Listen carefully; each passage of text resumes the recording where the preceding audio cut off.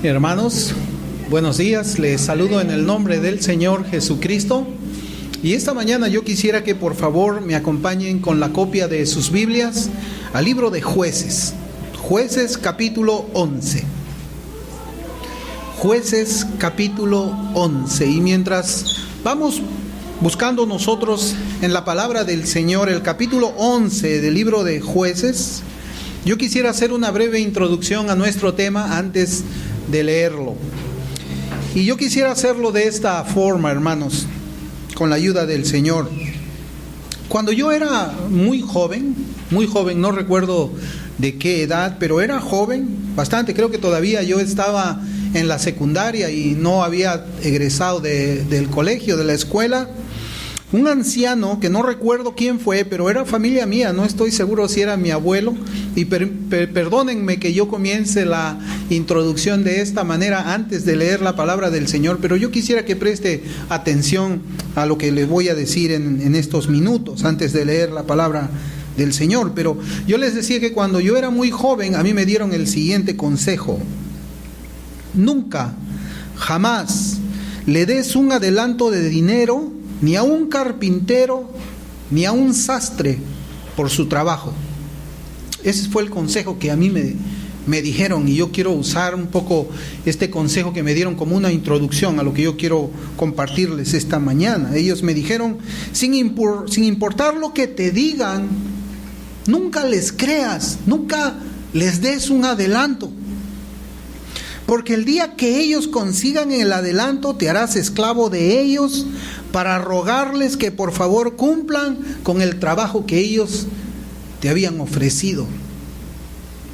Y lo que esta persona me quería decir es que yo no debía confiar en la palabra de las personas que tenían tales oficios, pero creo que esto es extendible para casi todas las personas.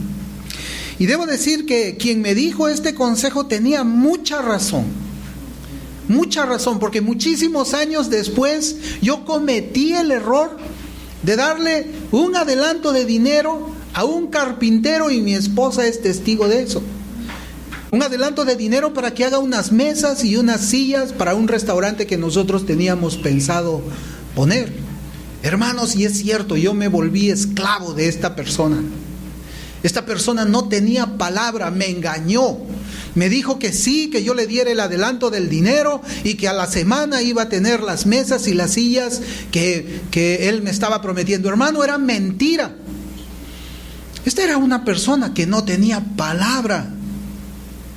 Y precisamente cuando yo estaba preparando las notas para nuestra meditación, yo estaba recordándome esto.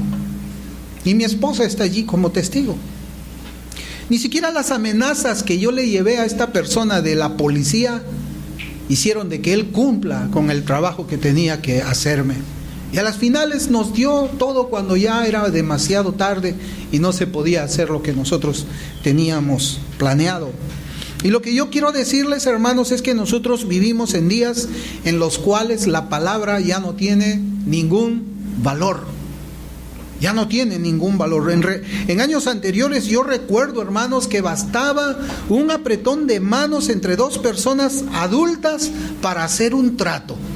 Yo recuerdo que así manejaba mi abuelo los tratos que él hacía en el negocio que él tenía, que era de planchar carros y pintar carros. Bastaba un apretón de manos. Es más, muchas veces ni siquiera se pedía un adelanto porque había el material ahí, se hacía el trabajo y la persona venía y pagaba todo.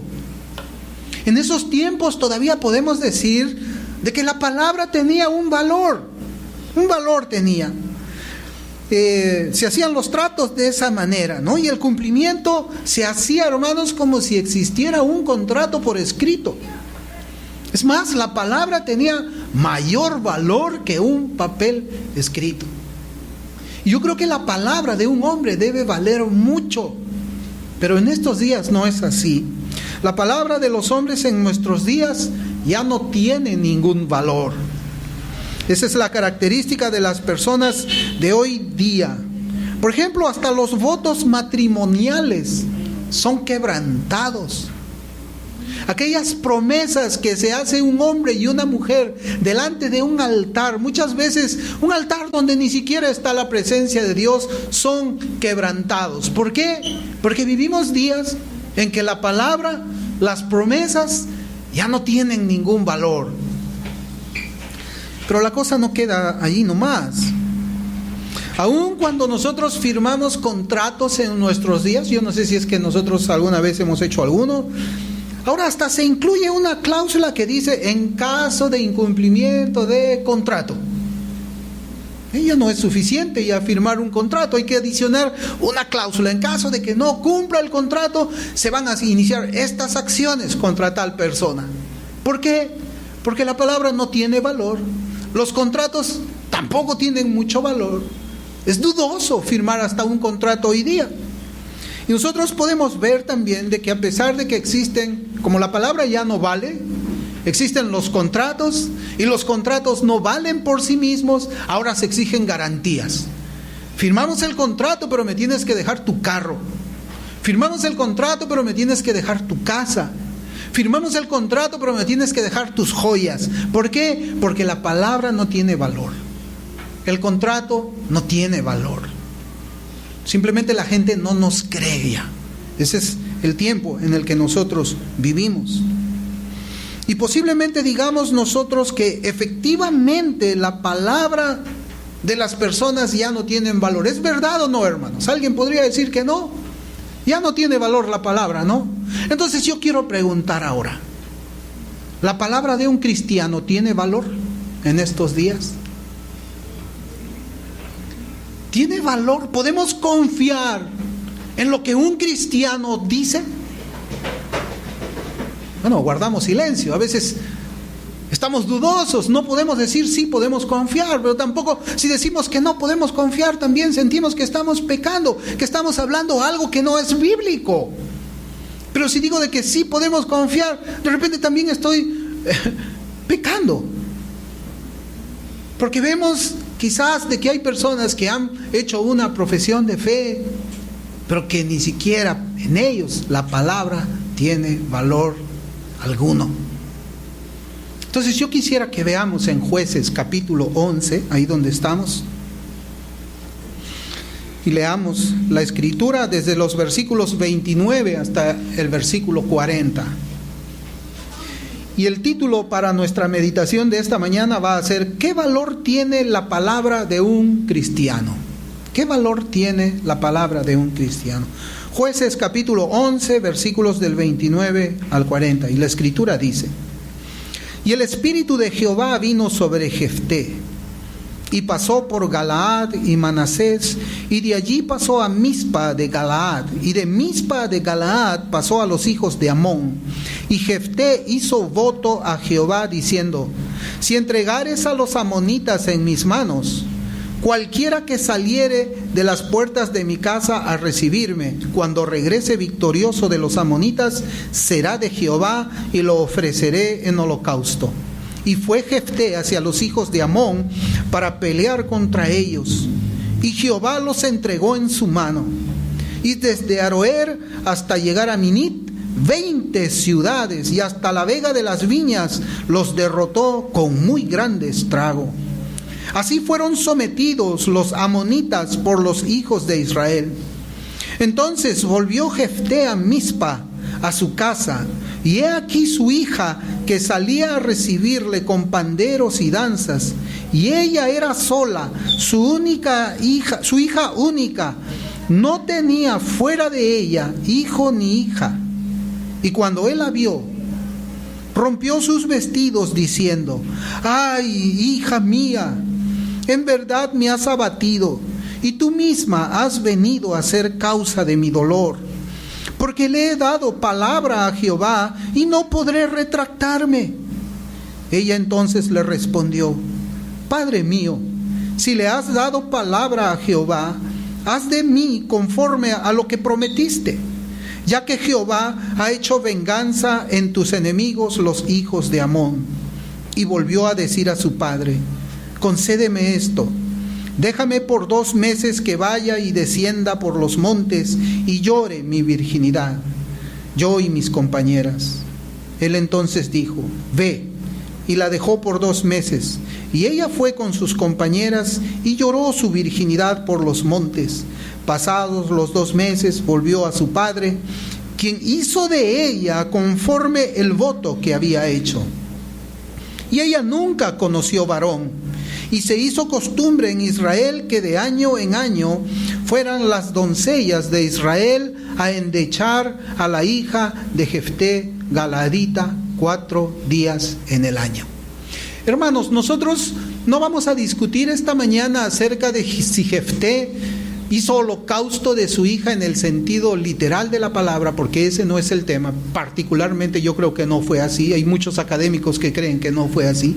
Sino que el punto neurálgico de nuestra meditación esta mañana va a ser el voto, las promesas, la palabra que un cristiano hace. Algo que yo quiero decirles a ustedes, queridos hermanos y hermanas, es que estoy entregando a la iglesia en este día un sermón que yo escuché cuando yo era nuevo en los caminos del Señor. Este sermón que yo les voy a compartir a ustedes fue predicado por mi primer pastor, que se llamaba Armando Osorio Huerta, quien ahora está en la presencia del Señor, y este mensaje él lo predicó a fines del año 2003. Cuando él era pastor de la iglesia bíblica en el distrito de San Borja. Y aunque en esa fecha, hermanos, yo no tomé notas de aquel sermón, voy a compartirles a ustedes lo que yo aún recuerdo de aquellas palabras con la ayuda del Señor. Yo no tenía la costumbre de tomar notas, pero yo recuerdo esa palabra que predicó mi pastor hace casi 11 años. ¿Qué valor tiene la palabra de un cristiano en nuestros días? Si decimos que no podemos confiar en las personas que no conocen al Señor, entonces entendemos que debemos confiar en aquellas personas que son cristianas. Hay algunas cosas, por ejemplo, hermanos, que es preciso aclarar y que son mandamientos del Señor sobre las cuales no podemos hacer promesas, no podemos hacer votos. Y hacerlas es un deber y dejar de hacerlas es un pecado. Sin embargo, yo quisiera que notemos que existen también ciertas reglas inherentes en los mandamientos de Dios que no podemos contar como un voto o una promesa. Pero ¿saben qué, hermanos? La palabra del cristiano está allí aún en el mandamiento del Señor.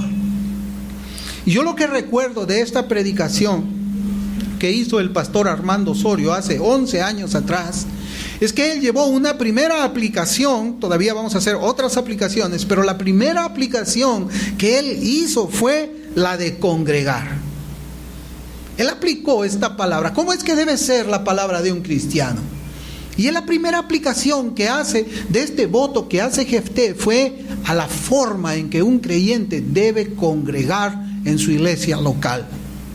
Por ejemplo, ninguno de nosotros puede hacer una promesa o un voto diciéndole a Dios: Señor, te prometo congregar todos los domingos este año. ¿Alguien puede decir eso al Señor?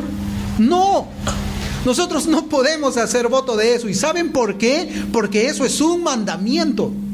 Y yo les comentaba a ustedes que estaba leyendo precisamente el comentario de John Owen acerca de Hebreos capítulo 10, donde en esta parte, en este versículo que nosotros conocemos, el versículo 25, él dice: una persona que ha hecho una profesión de fe en Cristo y que no congrega, el tal es un apóstata.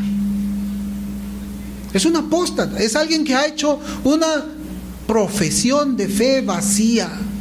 Es alguien que confesó con su boca algo, una fe, pero que con sus labios, pero que en su corazón no lo guarda porque no lo obedece. Es alguien que dice: Cristo es mi Señor, pero no es cierto porque no le obedece a Cristo cuando manda Cristo esto. Por esa razón es que un cristiano no debe prometerle al Señor: Señor, te voy a prometer obedecerte. No, la obediencia, hermanos, es un requerimiento. Nadie puede decir eso, porque en Hebreos capítulo 10, versículo 25, la palabra, como dice, no dejando de congregarnos como algunos tienen por costumbre, sino exhortándoos, y tanto más cuando veis que aquel día se acerca. Creo que en este aspecto no es necesaria mayor argumentación. Es un mandamiento, congregar. Y si uno es cristiano, tiene que hacerlo. Un creyente siente la necesidad de adorar junto con sus hermanos a Dios en el primer día de la semana. Es algo que no se puede explicar. Es algo que simplemente está en el corazón de uno. Es un celo que a uno no sé. Pues a veces nosotros estamos en la casa apurándonos, vámonos rápido a la casa del Señor, y salimos, y cuando vemos que estamos un poco retrasados, agarramos un taxi para llegar temprano a congregar. Pero sin embargo, hermanos, existen reglas inherentes en cuanto al mandamiento de congregarnos. Existen reglas inherentes que debemos cumplir junto con este mandamiento. Un creyente debe de congregarse porque Dios pone el querer para ello, así como el hacer. Pero además debe de hacerlo de una manera correcta. Y aquí es donde va el valor de la palabra de un cristiano. Debe hacerlo de una manera puntual. Puntual. Uno debe ser puntual cuando va a los servicios. ¿Qué debemos pensar de una persona que llega a los servicios cuando el servicio está casi por terminar? ¿Qué debemos pensar de esa persona? Bueno, hay alguien que no viene, tiene la costumbre de no congregar, pero ¿qué vamos a pensar de aquella persona que llega 10 minutos para acabar el servicio o llega para escuchar la bendición solamente? ¿Podrá contarse esa acción que hace esa persona como obediencia al mandato de Dios? Llegar en el momento que sea a congregarnos. ¿Saben, hermanos? Nosotros no lo haríamos así en la vida secular. Yo estoy seguro de que ahí una persona, cualquiera que sea, tendría palabra para asistir puntualmente cuando el presidente Ollanta Humala lo llame a su despacho. Si el presidente Ollanta Humala le dijera a esa persona, quiero verte en mi despacho, a cualquiera de nosotros, el día lunes a las 10 de la mañana, ¿a qué hora llegaríamos nosotros al Palacio de Gobierno? ¿A las 10:30? ¿Llegaríamos a las 11? Llegaríamos, hermanos, media hora antes para encontrarnos y obedecer el mandamiento de un ser humano que es un pecador. Pero cuando el Señor nos dice a nosotros que debemos congregarnos para adorarle, ni temor le tenemos. Hay más temor al hombre que al Cristo de la gloria. Ni le obedecemos. Si nuestro jefe nos dice a nosotros en nuestro trabajo, sabes, la entrada aquí es a las 8 de la mañana, vamos a llegar a las 9. Vamos a llegar a 8:15. Vamos a llegar a 8:10. No, ¿a qué hora vamos a llegar a nuestro trabajo? 7:45, 7:30. Si el profesor en la universidad nos dice a nosotros, las clases comienzan a las 7 de la noche, ¿a qué hora llegamos? ¿8? 9, a las 10 para darle un saludo al profesor. No, vamos a llegar 15 minutos antes. Pero cuando el Señor, el creador de los cielos y la tierra, nos dice, no dejando de congregar, como no lo vemos, como no escuchamos su voz, yo creo que existe hasta ateísmo en nuestro corazón y creemos que Él no existe. Y como creemos que Él no existe, vamos a la hora que nosotros queremos. O a veces simplemente no vamos.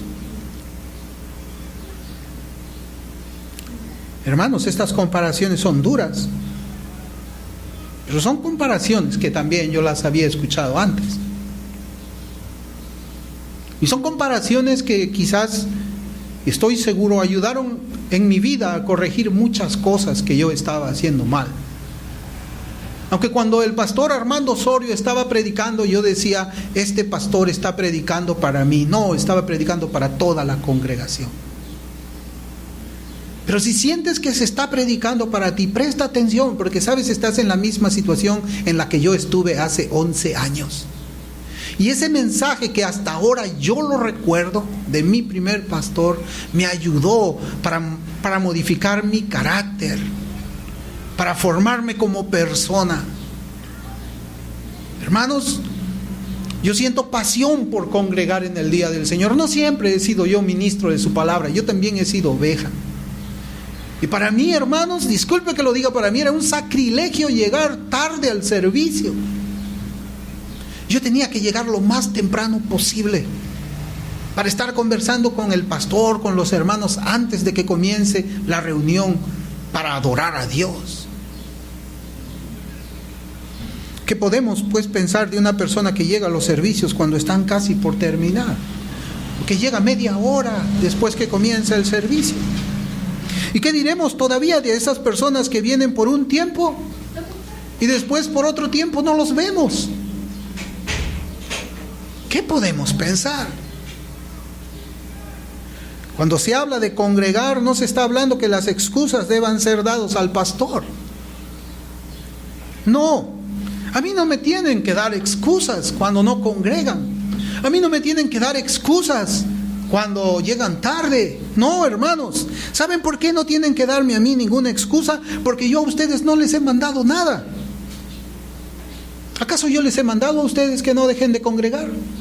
Si yo hubiese sido quien les manda a ustedes, verdaderamente ustedes tendrían que venir aquí y pedirme perdón por no congregar o congregar de una manera tarde. Pero no soy yo, hermanos, quien les manda eso. Es Dios, es el Dios vivo. A veces pareciera que le tenemos más miedo al pastor que al Dios. Estamos, ¿qué dirá el pastor? He llegado tarde. ¿Qué dirá el pastor? No he congregado este domingo. No, hermanos, téngale miedo a Dios. Téngale temor, téngale reverencia, téngale respeto a Él. Cuando decimos nosotros que el servicio comienza a las 10:30, el Señor también está aquí con nosotros. Cuando 2 o 3 estén congregados en mi nombre, he aquí, yo estoy en medio de ellos.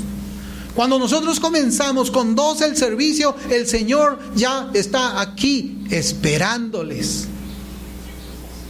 ¿No sería mejor estar con el Señor antes del servicio y comenzar el servicio con el Señor?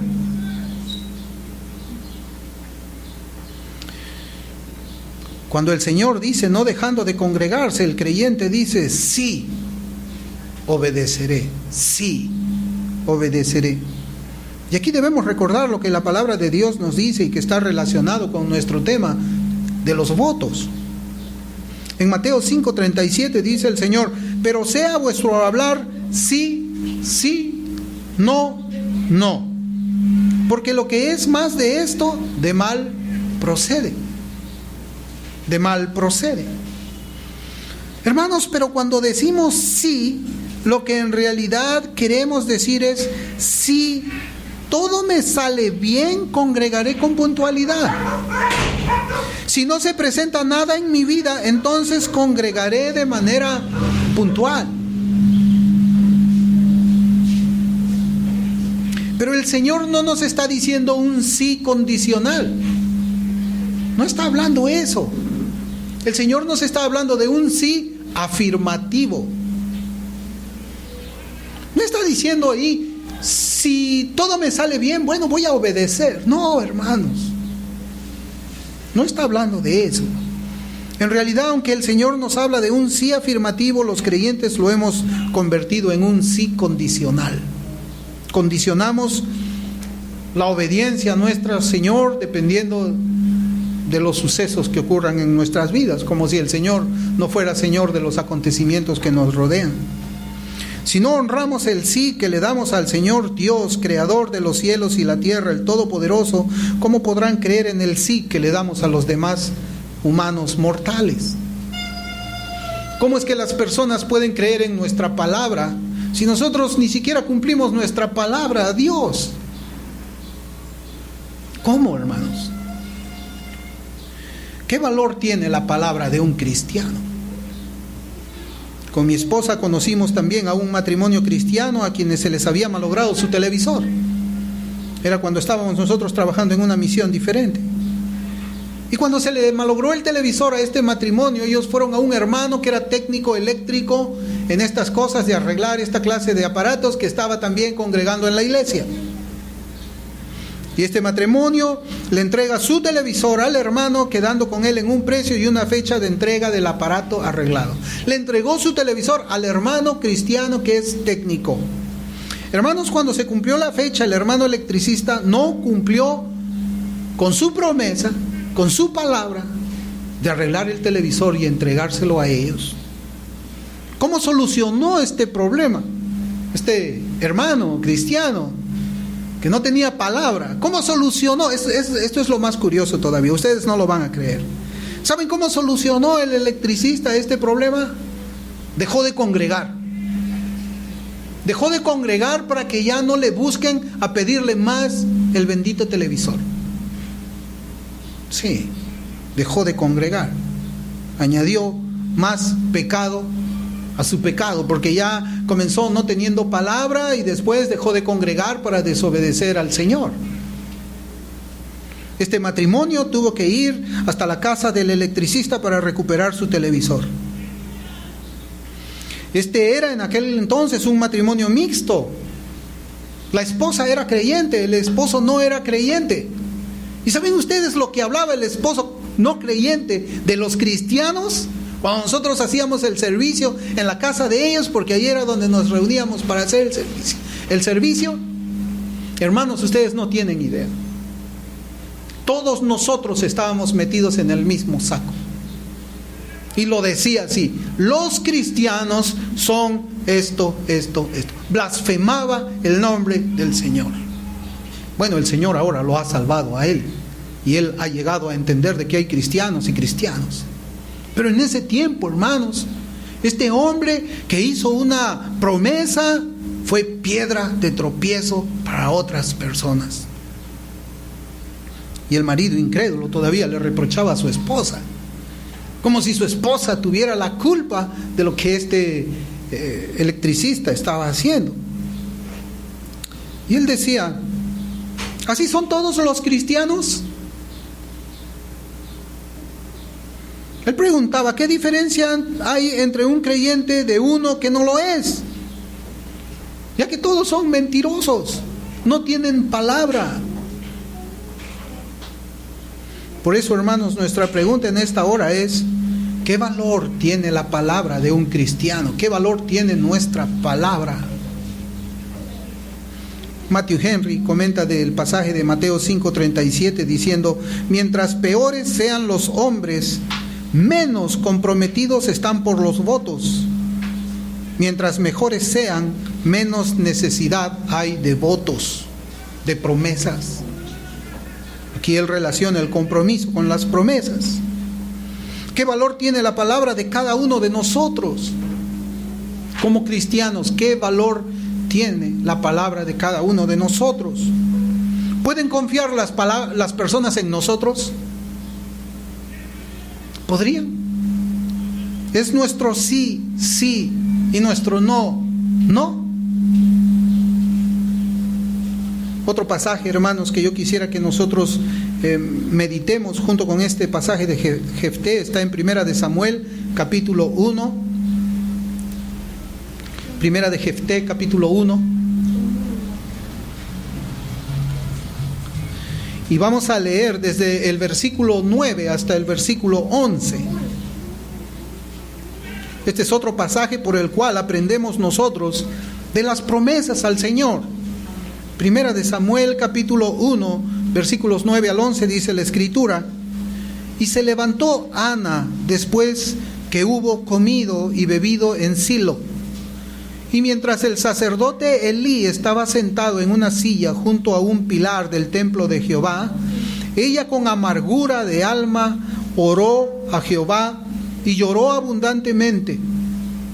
E hizo voto diciendo: Jehová de los ejércitos, si te dignares mirar a la aflicción de tu sierva, y te acordares de mí, y no te olvidares de tu sierva, sino que dieres a tu sierva un hijo varón, yo lo dedicaré a Jehová todos los días de su vida, y no pasará navaja sobre su cabeza. Aquí nosotros encontramos a Ana. ¿Recuerdan ustedes a Ana? Ella no podía tener hijos y su esposo había tenido otra esposa con la que sí podía tener hijos. Y en aquel tiempo, hermanos, la esterilidad era una señal de juicio en el pueblo de Israel. El Israel antiguo pensaba de esa manera. Una mujer que era estéril era una mujer que pasaba vergüenza. En su desesperación, Ana va al templo delante de Elí, delante del Señor, y ella comienza a orar, y ora al Señor haciéndole una promesa, haciéndole un voto. Ella le dice: Señor, quita de mí esta vergüenza, permite que tu sierva pueda concebir un hijo, y Señor, ese hijo yo te lo dedicaré todos los días de su vida. ¿Usted se imagina esa promesa? ¿Usted se imagina la palabra de Ana? Estaba prometiendo dar a luz a un niño y deshacerse de él. No deshacerse en un sentido de deshacerse, sino entregarlo. ¿De quién nos hablan las Escrituras en este pasaje? Y sigamos leyendo. El versículo 20 al 22 dice: aconteció que al cumplirse el tiempo después de haber concebido Ana, dio a luz un hijo y le puso por nombre Samuel, diciendo: por cuanto lo pedía Jehová. Después subió el varón Elcana con toda su familia para ofrecer a Jehová el sacrificio acostumbrado y su voto. Pero Ana no subió, sino que dijo a su marido: yo no subiré hasta que el niño sea destetado, para que lo lleve y sea presentado delante de Jehová y se quede allá para siempre. Hermanos, ¿cumplió su palabra Ana? Hermanos, verdaderamente ella cumplió su palabra. Ella cumplió lo que le prometió al Señor. Ella cumplió su voto. Era una mujer de palabra, así como Jefté. Lo que ellos habían prometido al Señor, lo cumplían. Lo que ellos decían a la gente, lo cumplían. Eran hombres espirituales. Era una mujer espiritual. Ya sabemos, pues, cómo acaba esta promesa. Ana desteta a Samuel y lo deja al servicio para el Señor. Y Samuel fue un gran profeta, un instrumento de Dios. Hermanos, la Biblia nos habla abundantemente acerca de los votos al Señor, las promesas que nosotros hacemos al Señor. Por ejemplo, le dedica un capítulo completo. Usted puede leer en su casa el capítulo 30 de Números. Habla todo ese capítulo de los votos, las promesas que uno hace al Señor y cómo debe de cumplirlo. Pero hay otros pasajes más cortos que podemos leer en esta mañana. En Deuteronomio capítulo 23, versículos 21 y 22, dice la Escritura: cuando haces voto a Jehová tu Dios, no tardes en pagarlo, porque ciertamente lo demandará Jehová tu Dios de ti, y sería pecado en ti. Mas cuando te abstengas de prometer, no habrá en ti pecado. En Job capítulo 22, versículo 27, dice la Escritura: orarás a él y él te oirá, y tú pagarás tus votos, cumplirás tus promesas. En Eclesiastés también, en el capítulo 5, versículos 4 y 5, dice la palabra del Señor: cuando a Dios haces promesa, no tardes en cumplirla, porque Él no se complace en los insensatos. Cumple lo que prometes. Mejor es que no prometas y no que prometas y no cumplas. Hermanos, estos pasajes son muy claros en cuanto a las promesas que nosotros hacemos al Señor. Y estos pasajes no tienen la intención, escuche bien, no tienen la intención de decirnos que no debemos hacer promesas al Señor.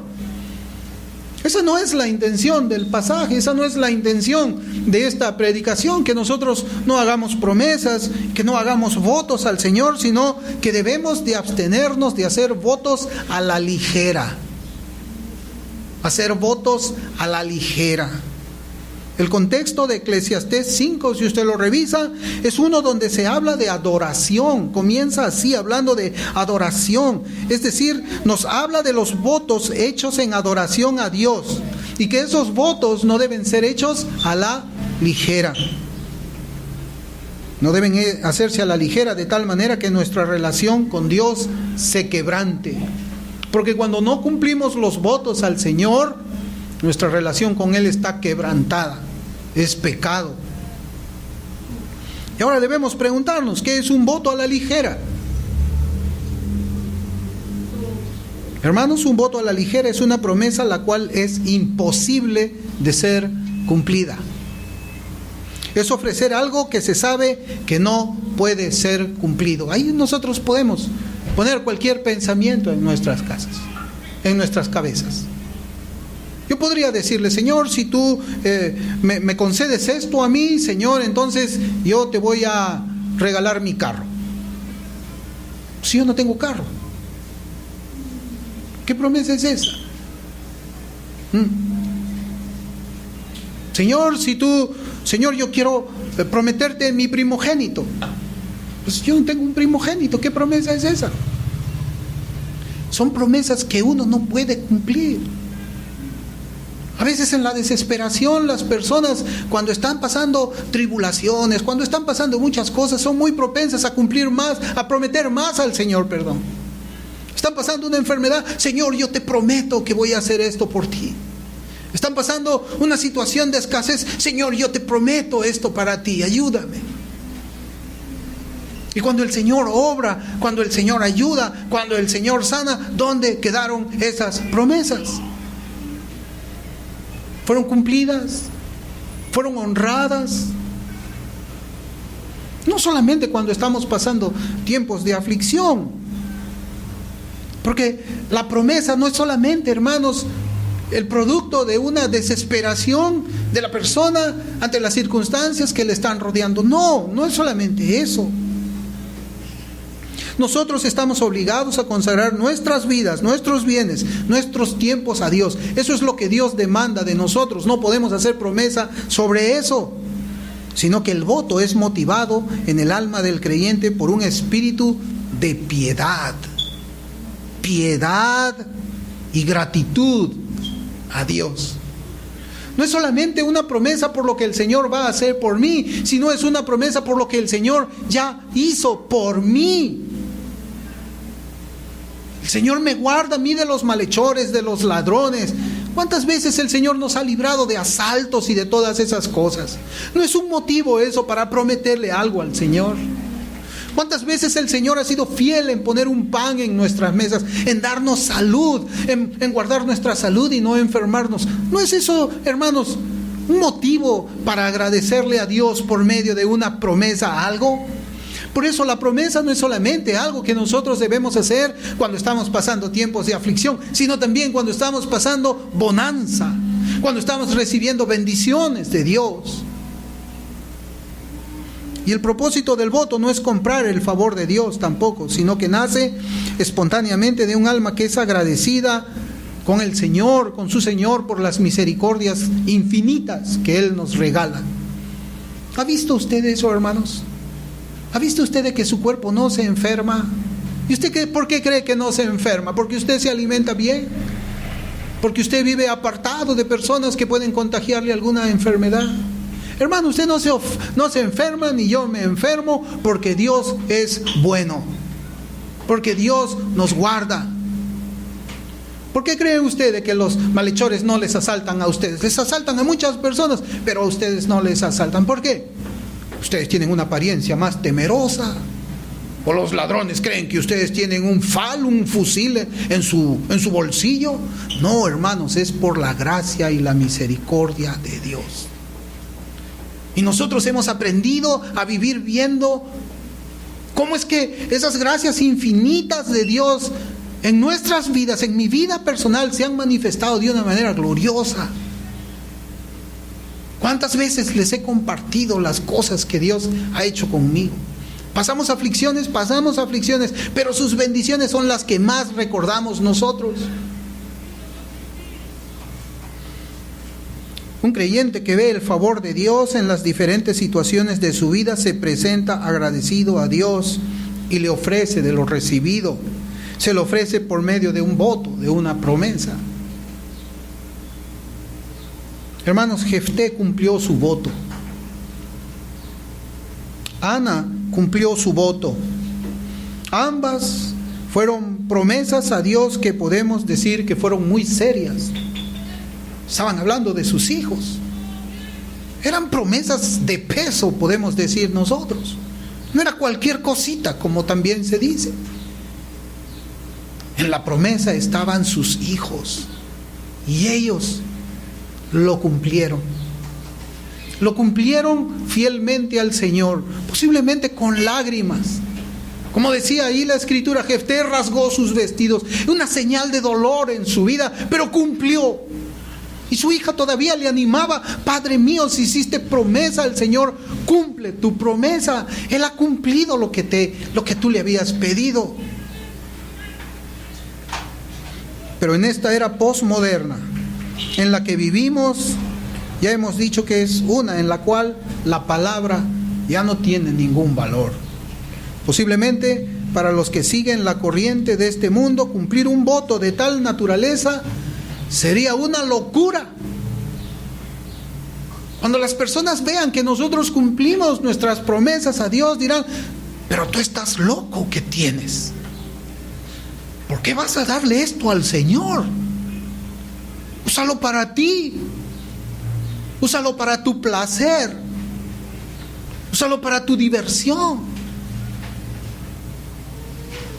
¿Has perdido la razón? Pero yo quisiera que meditemos en lo que Dios nos enseña por medio de estos votos para los cristianos. Y lo estamos nosotros meditando en la pregunta: ¿qué valor tiene la palabra de un cristiano? ¿Qué valor tiene nuestra palabra, hermanos? Por favor, meditemos eso en nuestros corazones. Y respondamos esa pregunta: ¿tiene valor mi palabra? Jefté era creyente como nosotros. Era un cristiano Jefté. Él era parte del cuerpo de Cristo. Su nombre se encuentra en el Salón de la Fama de la Fe, en capítulo 11 de Hebreos, versículo 32. ¿Y qué más digo? Porque el tiempo me faltaría contando de Gedeón, de Barak, de Sansón, de Jefté. Jefté, un hombre de palabra, un cristiano genuino. Hermanos, un cristiano cumple con Dios, cumple con sus hermanos, cumple con su prójimo en lo que se haya comprometido. Y en el tiempo también en que se haya comprometido a hacerlo. La palabra de un cristiano debe ser creíble. Nadie debería dudar de nosotros. Nadie debería dudar de nosotros, hermanos. Si nuestra palabra no tiene valor, no solamente pecamos, sino que hacemos que otros pequen contra Cristo. Y nos convertimos en piedras de tropiezo para el Evangelio. Si nuestra palabra no tiene valor, no debemos de esperar que los hermanos de la iglesia nos encarguen responsabilidades espirituales. Los hermanos de la iglesia pensarán: si no puede ser puntual para el Señor, tampoco lo será para los hombres.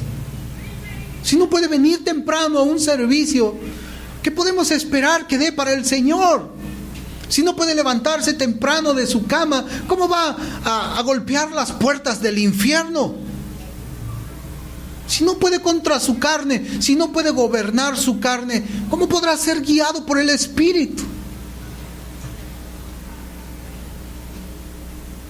Si no le duele fallarle al Señor, menos le dolerá fallarle a su iglesia. Así es como enseña la Escritura, hermanos. Finalmente, hermanos, esto es un asunto de fe. Esto de la palabra de un cristiano, responder esa palabra, es un asunto de fe. Es un asunto de creer que Dios existe y que es galardonador de los que le buscan, como dice Hebreos 11:6. Es un asunto de fe. Nosotros actuamos conforme a nuestra fe, conforme a lo que nosotros creemos. Dios existe y por esa razón nosotros cumplimos nuestras palabras, nuestros votos, nuestras promesas. Hermanos, ¿qué valor tiene la palabra de cada uno de nosotros? ¿Qué valor tiene? Somos como Jefté, un héroe de la fe que consagró a su hija. Somos como él. ¿Qué tanto somos como él? ¿100%? ¿80%? ¿5%? ¿0%? Somos como Ana, que cumplió su voto consagrando a su hijo. ¿Qué valor tiene nuestra palabra? Si cumplimos nosotros los mandamientos del Señor en la forma que Él dice, estamos haciendo bien. Estamos diciendo, mi palabra es una palabra verdadera. Si nosotros le prometemos algo al Señor, debemos cumplirlo. Si nosotros que vemos las misericordias de Cristo, vemos su amor, vemos esa salvación, vemos cómo nos hace perseverar en la fe, cómo nos preserva del mal, hermanos, prometamos también al Señor consagrar nuestras vidas, consagrar nuestros bienes, consagrar nuestros tiempos. Tenemos que ser cristianos cuyas palabras valgan, no como las personas de hoy día, en que viven en una realidad, en una era postmoderna, en la cual su palabra no tiene ningún valor. Que nunca, hermanos, se diga de nosotros, ¿quién sabe si lo cumplirá? ¿Quién sabe si vendrá? ¿Quién sabe si servirá? Que nosotros seamos vistos por la iglesia como una persona que es responsable, como una persona que tiene sí. Que si en algún día nosotros queremos abrir una escuela dominical para niños, tengamos acá personas en quienes podamos confiar esa tarea, porque por sus testimonios nos enseñaron que son personas de confianza, personas a quienes se les puede encargar algo. Que no seamos descartados porque somos tardones, que no seamos descartados porque no cumplimos, que no seamos descartados porque mostramos que no tememos a Dios, sino que humildemente nosotros, reverentemente, seamos hacedores de la palabra. Hermanos, ¿cuánto vale tu palabra? Hermana, ¿cuánto vale tu palabra? Eres una persona digna de confiar. Eres una persona digna de confiar.